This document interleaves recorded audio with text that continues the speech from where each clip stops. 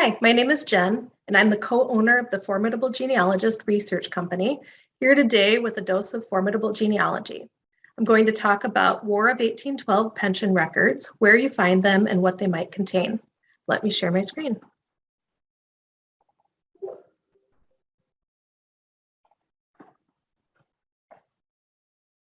The War of 1812 lasted from 1812 to 1815 and is often called the Second War of Independence.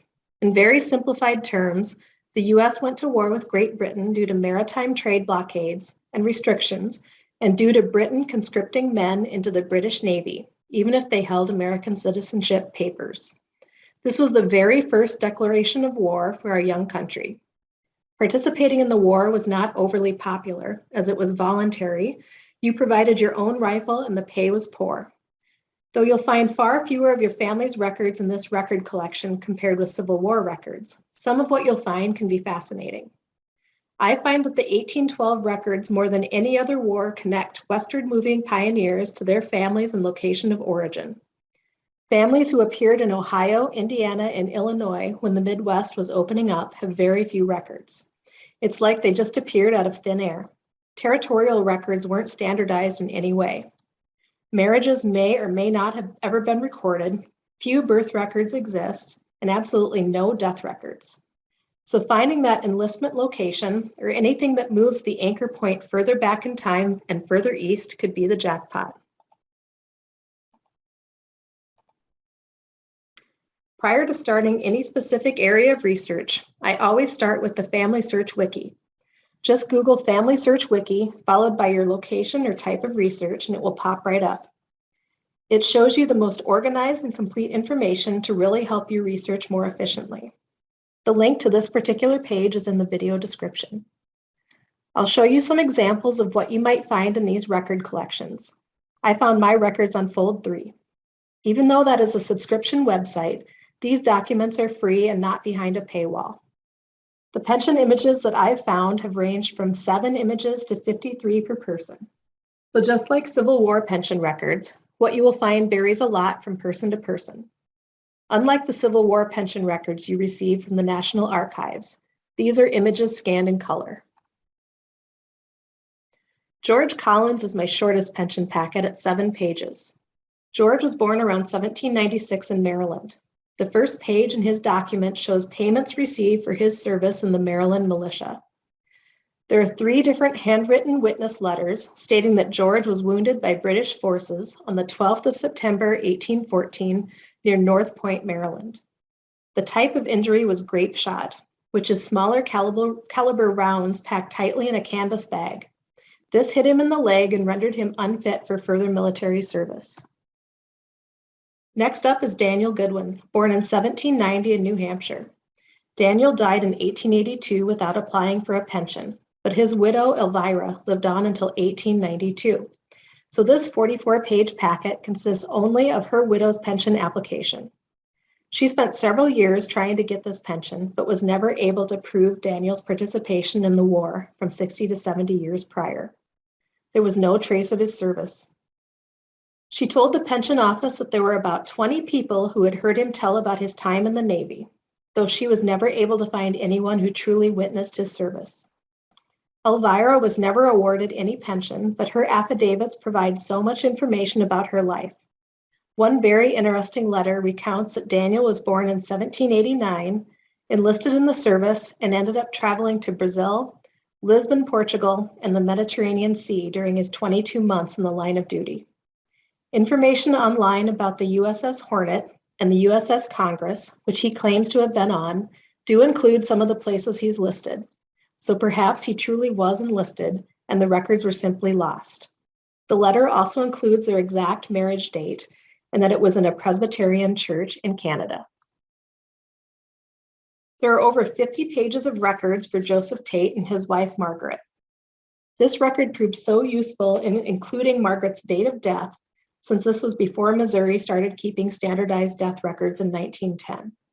It includes the name of their children, which helped to sort out the right Tate family from the area. It includes Joseph's death date, which fell within a period of time that Hampshire County, Virginia records are missing.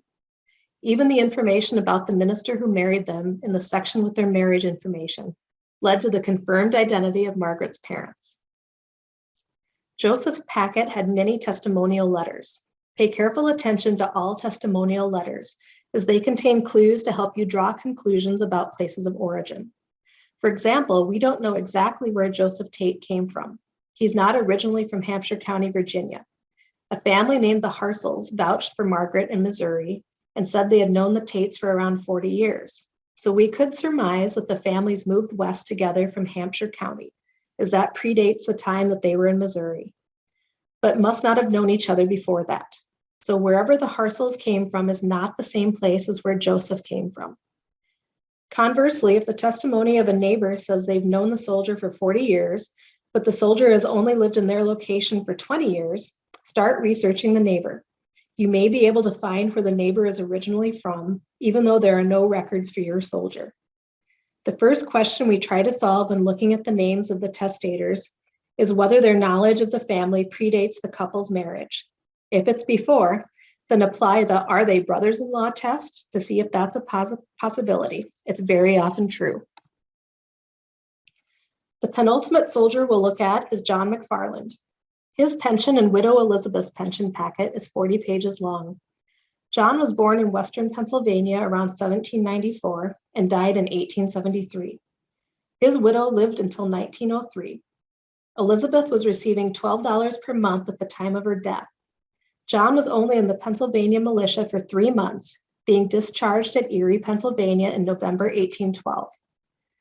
Finding this pension was such a eureka moment for me.